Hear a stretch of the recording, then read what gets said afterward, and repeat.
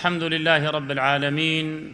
والعاقبة للمتقين ولا عدوان إلا على الظالمين، وأشهد أن لا إله إلا الله وحده لا شريك له، وأشهد أن محمدًا عبده ورسوله صلى الله عليه وعلى آله وصحبه أجمعين. أما بعد، بەم دەرسەش ئینشاء الله دێینە کۆتایی باسی کەبیرەیەک کە لە دوای شەریک بۆ خوا قەراردان کە باسمان کرد ئەوش ئەلقەتلە، خوا بمان پارێزێلی. کوڕەکان ئادەم کە یەکێکیان ئەوە کەیانی کوشت، طبعاً هەر کەسێک قەتلێ بکات لە دنیادا ئیلا بەشێ لە تاوانەکەی ئەچێ بۆ کوڕەکەی ئادەم. يعني لو زمانه هتاوك قيامت هر كسي نفسي بكوجيت بشي لتاوانكي اتشي بوكي بوك الركي آدم سلامي خواه لسربيت كواتا زور خطرة تو شتي دابني لدينا شتي خراب دابني خلق شونت بكوي زور خرابة. يعني اگر من شتي خراب مدانا لدينا ايوش سيري منتان كردو كرتان تاوانی ئێوەش بۆ من دێ و بەبێ ئەوەی لە تاوانی ئێوەش کەمەوە بێت. زۆر ماڵ ئێرانیە بەڕاستی، بەڵام بەعەکسەوە چاکە سنەت ئەحیا بکەیتەوە، لە شوێنێکە سنەت مردووە تۆ زوندوی بکەیتەوە، ئەوەشی سەیری تۆ بکە، ئەوە ئەجر و پاداشتی ئەوانش بۆ دووتێ و بێلەوەی لە ئەجر و پاداشتی ئەوانش کەم بکە. بۆیە خوای گەورە و میهرەبان فەرمووی: من أجل ذلك كتبنا على بني إسرائيل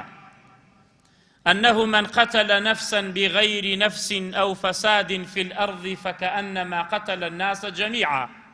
ومن أحياها فكأنما أحيا الناس جميعا. نسيمان لسر بنو إسرائيل كردمان بشرع هر كسي نفسي بكجي ببي حق أو وكوايا همو خلقي كشت به بو لبروي كسي كي كشت بنا حق کەسێکی تر شەکوژێ، هیچ ڕێگرێک نییە، کەسێکی تر شەکوژێ، کەسێکی تر شەکوژێ، فكأنما قتل الناس جميعا. یا لە تاوانە کەسێک بکوژی تاوانەکەی وەکەوایە قتلت الناس جميعا ومن أحياها فكأنما أحيا الناس جميعا. ئەگەر کەسێ هەوڵ بدا، یعنی کەسێ بەتەمای کەسێک بکوژێ، تۆ بچی ئاگاداری بکەیتەوە، ڕزگاری بکەی، یا دەستی ئەو بگرینێلی بکوژی وەکەوای خەڵکت هەمووی زوندوو کردبێتەوە. بۆیە لە زەمانەی عوسمانی کوڕی عەفان ڕەزا و ڕەحمەتی خوای لێبێ کاتێ شەهیدیان کرد کە لەسەر حەقش بوو، ئەبوو هورەیرە هاتە لای ڕەزای خوای لێبێ، فەرمووی: من هاتووم سرت بخەم ئەی عوسمان، وا خەڵک بە شمشێر و خنجێر لە دەرەوە وەستاون هاتون بۆ گیانت بستوژن. ئیمامی عوسمان پێی فەرموو ڕەزای خوای لێبێت: ئەیەسڕک ئەن تەقتل الناس جەمیعا وئیایە معهم. ئەبوو هورەیرە تۆ حەزەکەی خەڵکی هەمووی بکوژی و منش لەگەڵیانە؟ ئەمە هاتە سەری بخە.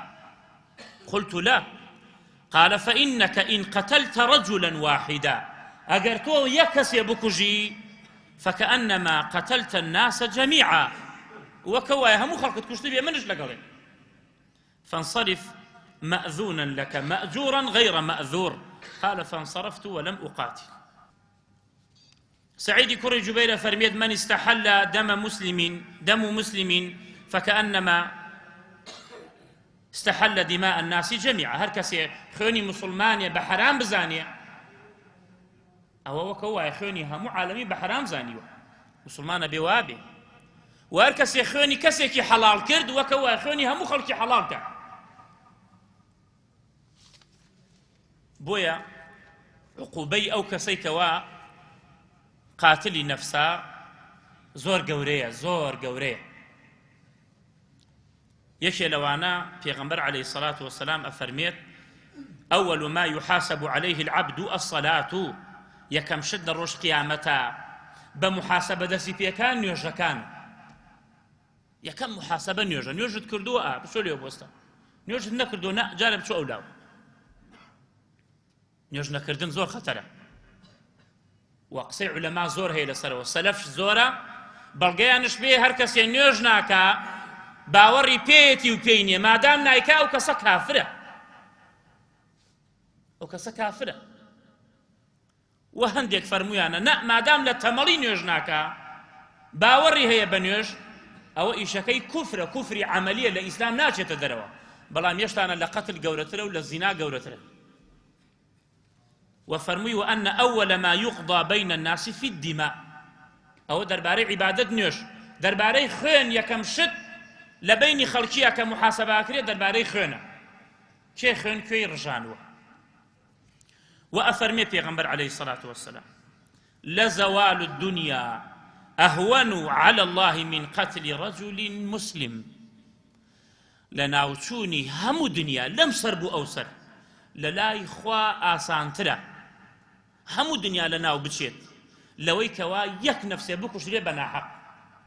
لزوال الدنيا هم دنيا تيك بچي لاي خواي گورو مهربان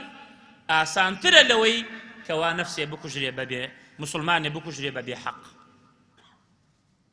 وأفرمي پیغمبر عليه الصلاة والسلام لو أن أهل السماوات والأرض اشتركوا في دم مؤمن أهل آسمان كانوا أهل زويش هميان بجدار بن لوي كوام إيمان دار بكجن لكبهم الله في النار خواهي قولون يهربان هر هميان بدم شاوكات جهنمو خلقي آسمان كانوا خلقي زويش دسيان لكشتني يك مسلمان بيه أفرمي لكبهم الله في نار جهنم هميان بدم شاوكات جهنم وخواهي قولون يهربان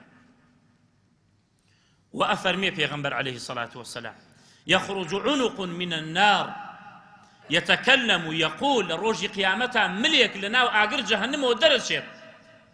قردن يكي زور بردية در وآقركا دسكا بقصة كردن أو آقر وكو ملوايا أرى وكلت اليوم بثلاثة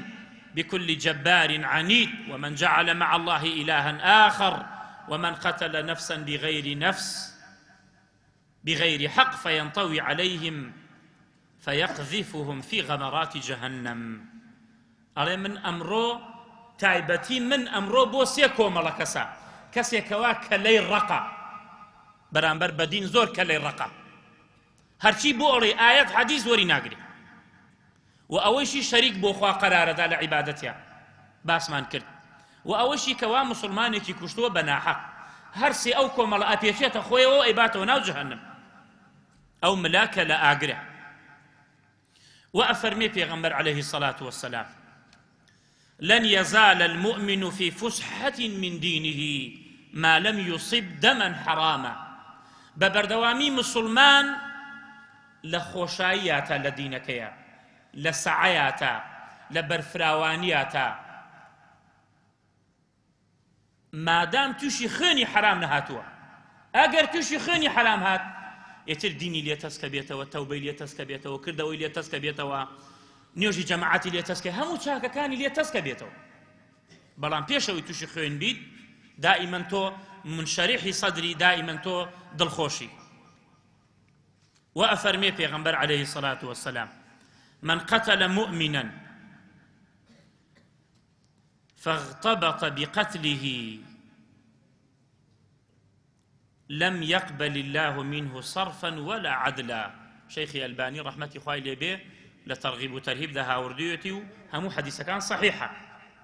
هركسي مسلماني بكو جيو پێی خۆش بێت لە پاشاندا پێی خۆش بێت بە کوشتنی ئەوە خوای گەورە میهرەبان نە فەرزی لێ قبوڵەکە نە سونەتی لێ قبوڵەکە و ئەفەرمێ پێغەمبەر عليه الصلاة والسلام يأتي المقتول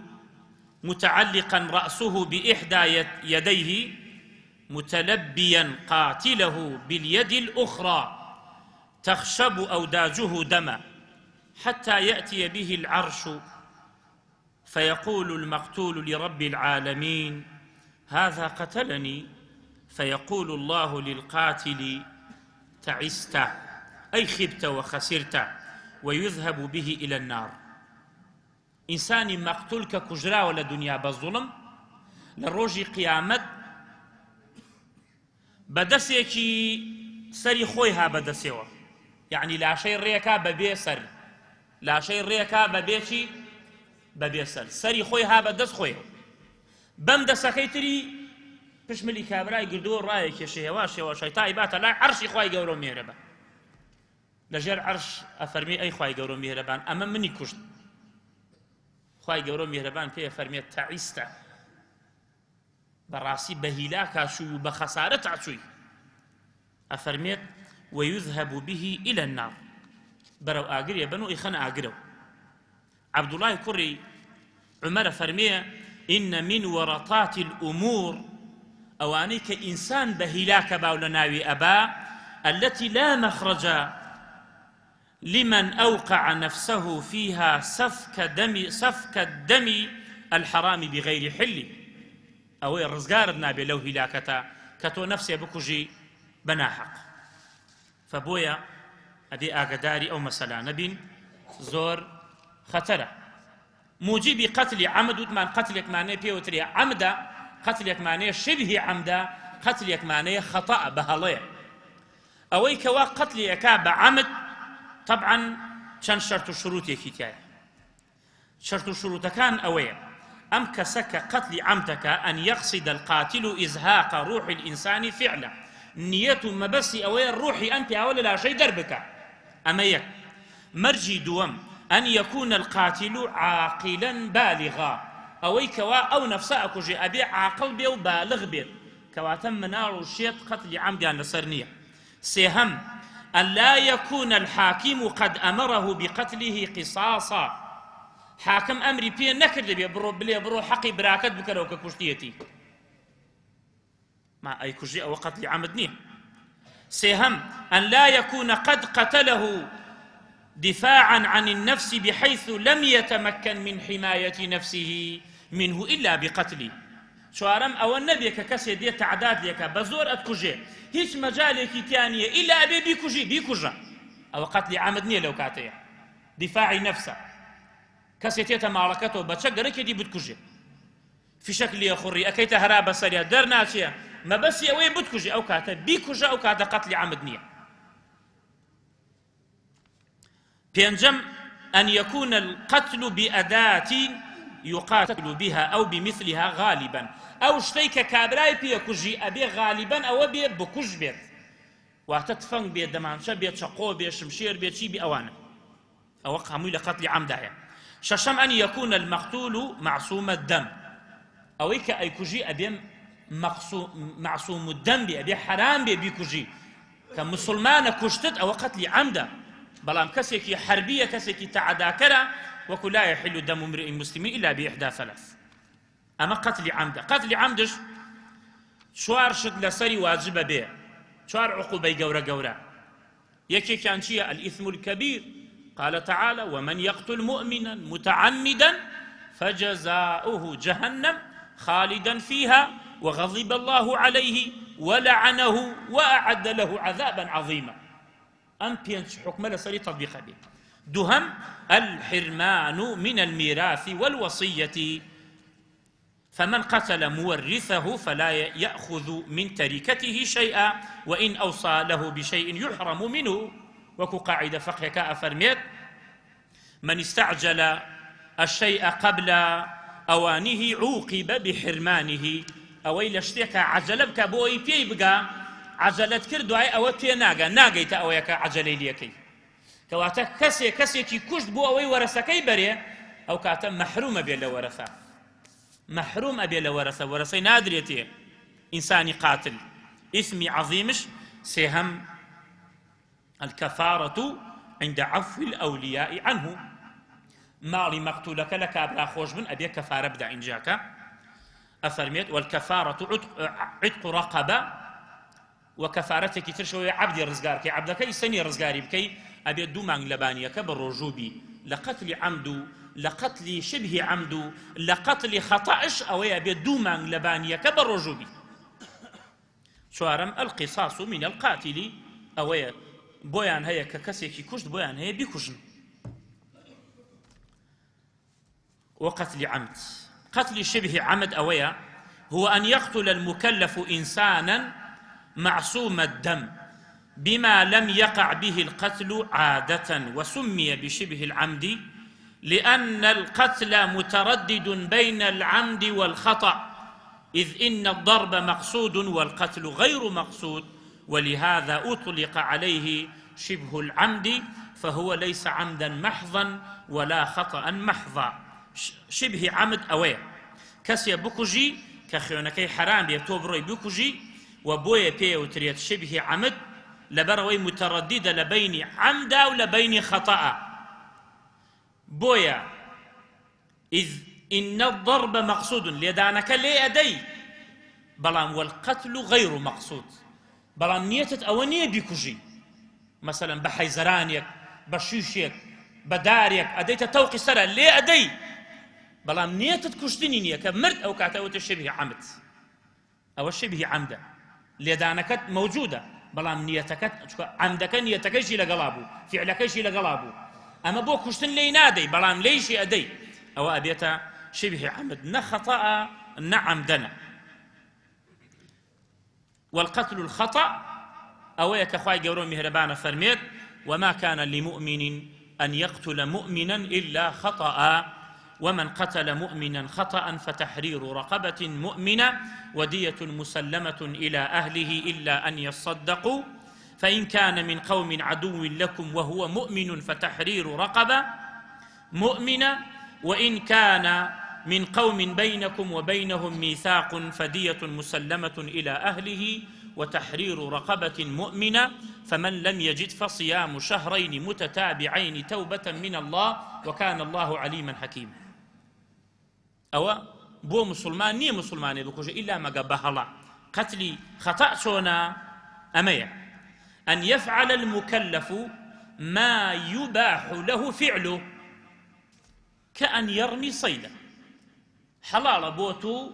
مثلا أروي راوكي بوخد في نشانة ناوتو بتفنيك بدأ إلى آسكي بسم الله ليكي ليدي سيكي زنامي لولو أدالي ويكوشي أو قتل خطأ كابرا سيارة لي أخرى نيتي أو ني لخلق بداو نازام شيو بلام ليه كسي كده بردمي ليه دا خطأ كابرا سيارة لي أخرى سريعا لري هلا قريتو أو إلا قلعتها همي قتل خطأ هر نفرك وبيدو مان لباني كبر رجوبيت أو قتل خطأ فيصيبه إنسانا معصوم الدم فيقتله. موجب قتل شبه عمد خطأ كالسريان شي تطبيق به وثمان عمدك شوار لسري تطبيق بو أمان سيان لسريان تطبيقه يكي لوانا الإثم لأنه قتل نفسا حرم الله قتلها إلا بالحق إثم قوركي بركة يتوا دهم الدية المغلظة دية مغلظة كسي كش شبه عمد بو شريك الليدا بلام نيتي كجرا أو كاتا ديي لديي قتل خطأ زياترة مثلا سطح حشتر أبي بدا أم سطح حشتر أبي تشلي آوز بيت حشتري استاكا بچنا حشتري باش ب5 مليون أجر آوز بي زياترة سط كرة 5 مليون شنكا 500 مليون 500 مليون ولا لي فلانك الصلح عن كردا 50 مليون سنة وكميل سنة كاكا خن آوايا مسلمان آوا عزيزة يعني كسيا وإيشي بجار ودوان وسيان أما السجن إسفادي نيبو أما إلا أبي بيكوجي يا أبي عاقلي بكي يعني أو عقوبي مغلظي كقتل شيا قتل شبه عمدا بلا ما كسيا بخطأ بيكوجي خوش تحشتركي هي القتل الخطأ يوجب الدية والكفارة قتل خطأ شوية أبي طبعا دوما نباني كبر رجوبيو أبي أهلي مقتولكش أبي صلح بكن دعوة هالشيكل بري بسر سرو بسر شام أبي مقيد بمسلمان زور مقيد بي أمانيته وشي أمانيته قتلكي تري قتلكي ترش أويا كإنسان خوي بكوجي كإنسان خوي بكوجي أو أفرتيك وا خوي يسلوني لقار بياوكي أو أفرتيك خوي كوجي لقار باوكي وإن على بيا برويتر وأو كسيك وا كسيك هي دلدار نيان داوكي كسيك هي عاشقية كيك نيان داوكي كسيك والحاصل وإن على أواني كوا خويا نكوجن أواني لم جيانا بيزارن أواني كوا تووشی تاوانێ گەورە بوونە ناشار هەڵەسن خۆیان نەکوژن ئەوانەی کەوا خۆیانە تەقێننەوە لە ناو خەڵکیدا